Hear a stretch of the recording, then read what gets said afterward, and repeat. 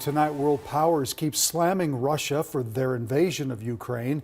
The U.S. just announced new sanctions against the country, while fears of China jumping into the mix have heightened. Continuing our coverage tonight, Danny Spiewak spoke with an international political expert about what could be ahead. Danny? Well, Julie and Randy, on top of new sanctions, the Biden administration also promised another $2 billion in aid to Ukraine today. As this war enters a second year, the U.S. and its Western allies have a tricky balance here to support Ukraine without escalating the conflict.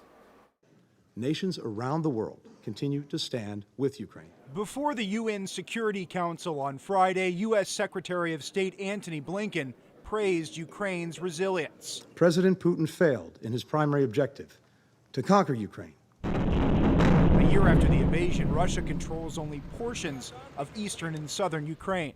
But tens of thousands have died, and the war seems far from over. Is this where you thought we'd be sitting a year later?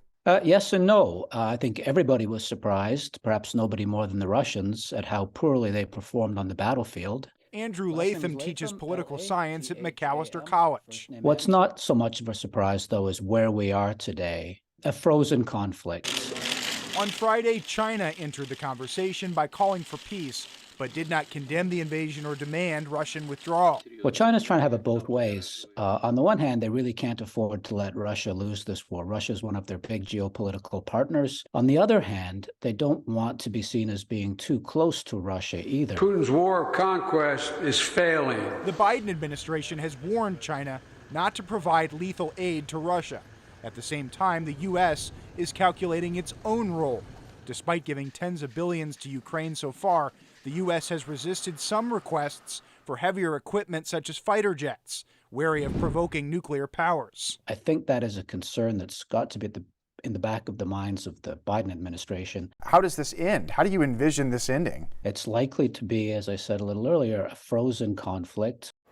President Biden said today that he does not expect at this point China to offer military aid to Russia, but he says if they do, the United States would, in his words, quote, would respond.